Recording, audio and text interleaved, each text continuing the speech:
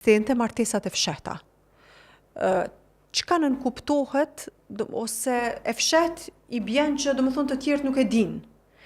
A ekziston një martesë e fshet sipas Islamit? Këto fillimisht si martese ndvënshme, nuk kanë ekzistuar, janë shumë ndvënshme nga shekulli i kaluar edhe në tokat arabe islame. Zakonisht janë martesa të natës i quajnë ashtu, që personat dojnë, do thot shpesh herë ka lloje prej tyre që ta dinë vetëm çiftet, nuk pranojnë dëshmitar, nuk duan ta dinë familja, kjo ndalohet në Islam.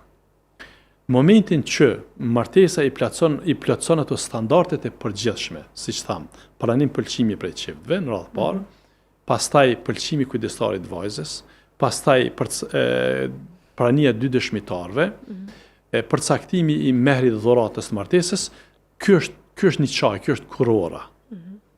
Tani ka disa prej tyre që këtë lloj martesës, sidomos te poligamia, ku flitet martesa e dytë, nuk dojnë ta e publikojnë. Nëse fetarisht janë qito kritere prezente, legjitimohet martesa. Mirë po ka prej dietarëve islam e që unë edhe e përkrahi, që nuk e parashohin si të papëlqyer këtë lloj martese. Pse? Për faktin se prap këtu privohet femra. Prap këtu diskriminohet femra, diskriminohet madje edhe familja në tërësi, kanë mu diskriminu dhe fëmija që vinë. Pse?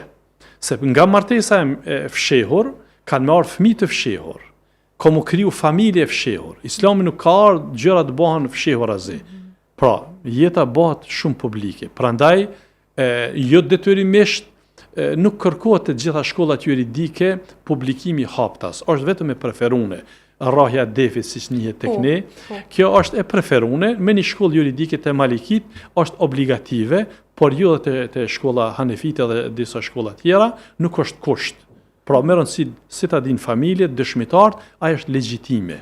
Mirë po, ne po e theksojmë që ka fillu me u bë tani tradit kjo martesa e fshehur, unë konsideroj se është në dëm të shoqërisë. Dhe prindët duhet të vetëdijsohen, për faktin se martesa nuk është sot për nesër, martesa është një jetë e tërë, ka rregulla, ka obligime, nesër vijnë fëmija, pse ata fëmijë mundi të turpru, madje ata kanë mobilizu prej shoqërisë, prej moshatarës, sepse nuk dinë, do thot për shumë gjëra që i nevojitin jetës. Kështu që martesa duhet bëhet legale, martesa duhet bëhet siç ka qenë në traditën tonë të përditshme. Po, kjo martesa e fshet që sqarut hoxhjo, do me thonë, ka fillu me u bo një farforme, dhe pse ju përmendet në shtetet arabe që është bo në kohrat e mëhershme, na tash këtu po flasim, do me thonë, për ne si komunitet musliman.